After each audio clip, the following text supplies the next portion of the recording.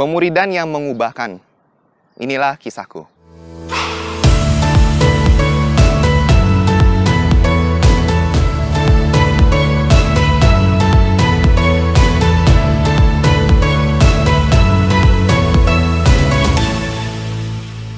Halo teman-teman semua, perkenalkan aku Riko. Aku adalah generasi 2000-an yang juga menjadi tim pembimbing siswa dan pasar. Tidak pernah terfikirkan olehku dari sepanjang hidupku ini bahwa Tuhan akan mengubah aku sedemikian rupa sampai di titikku saat ini.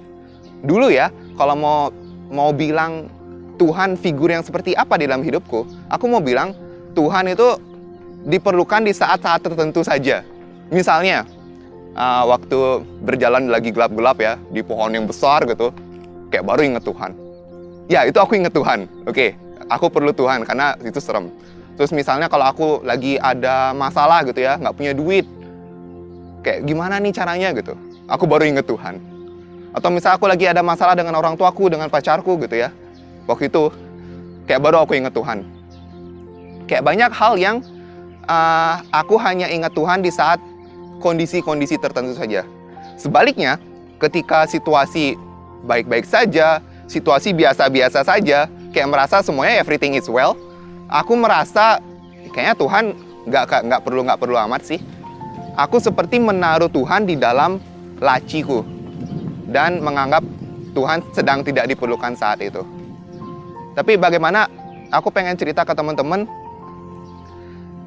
perjalanan mengenal Tuhan, semakin mengenal Tuhan dan mengalami di dalam pribadiku, aku alami salah satunya lewat pemuridan.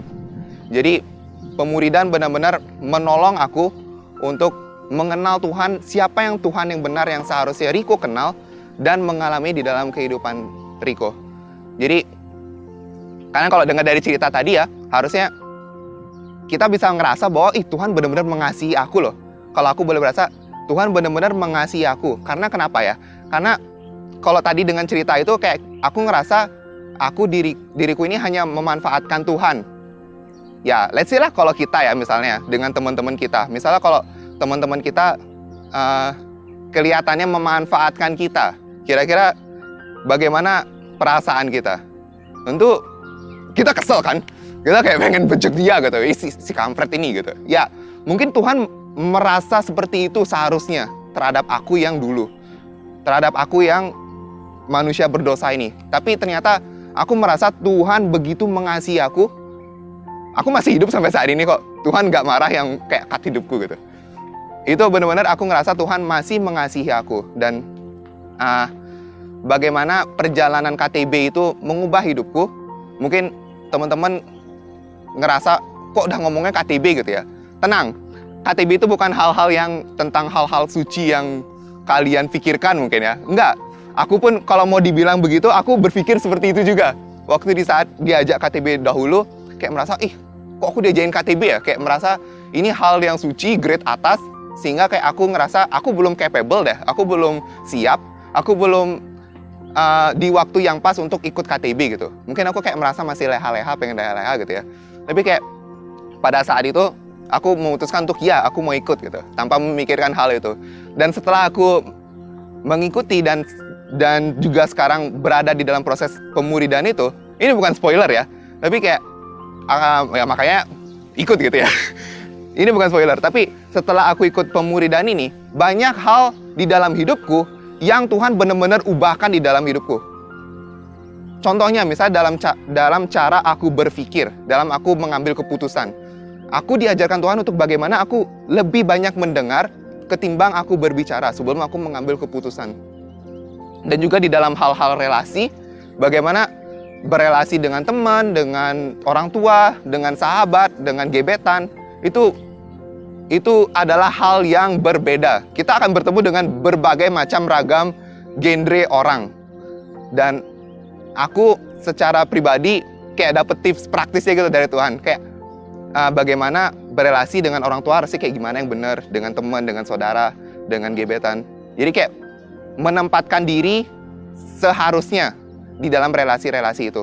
Tapi kayak hari ini aku mau cerita ke teman-teman bahwa yang terakhir yang Tuhan ubahkan di dalam hidupku Hari ini aku melihat Tuhan sebagai pribadi yang bisa menjadi seorang teman, bisa menjadi seorang sahabat, bisa menjadi figur orang tua. Aku bisa cerita full 100% kayak curhat di dalam doaku kepada Tuhan. Dan aku rindu, ini teman-teman belum tentu temukan di orang-orang lain ya, tapi aku mau bilang kepada teman-teman bahwa Tuhan siap sedia untuk menjadi figur itu. Dan Tuhan tentu bukan hanya sebagai pribadi yang mendengar saja, tapi Tuhan juga mau mengubahkan hidup kita. Nah, teman-teman, aku mau kasih tahu, itulah perubahan yang aku boleh alami saat ini. Aku sudah berubah? Tentu belum. Aku masih berprogres. Tapi di dalam progresku ini, aku sadar bahwa pemuridan ini salah satunya mengubah hidupku banyak loh. Dan aku juga rindu ini terjadi buat kalian yang nonton, buat kamu yang nonton.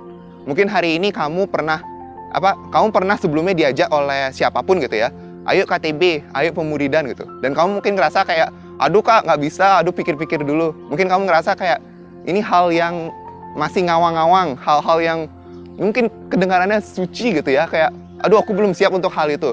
Tapi aku mau katain ke kalian, ayo ikut aja dulu. Aku sudah rasain bagaimana Tuhan mengubah hidupku. Dan kami juga rindu buat teman-teman yang menonton ini untuk mendengar cerita kalian bagaimana Tuhan mengubah hidup kalian versi kalian. Tentu ini menjadi sukacita kita bersama karena bagaimana Tuhan boleh mengubahkan pribadi-pribadi. Termasuk aku pribadi, Tuhan ubahkan dan aku boleh lihat itu. Dan hari ini aku merasa bagaimana di dalam proses hidupku aku boleh semakin mengenal Tuhan dan boleh semakin mengalaminya secara pribadi. Dan ini bukan hanya yang sekedar ngawang-ngawang lagi, tapi benar-benar aku rasakan pribadi dan aku benar-benar mengalaminya. Aku juga berharap itu terjadi juga buat teman-teman yang hari ini mungkin belum secara aktif di dalam KTB, tapi biarlah ini menjadi testimoniku dan kiranya ini memberkati kalian, memberkati siapapun yang menonton ini. Inilah kisahku ya. Terima kasih, Tuhan memberkati kita semua.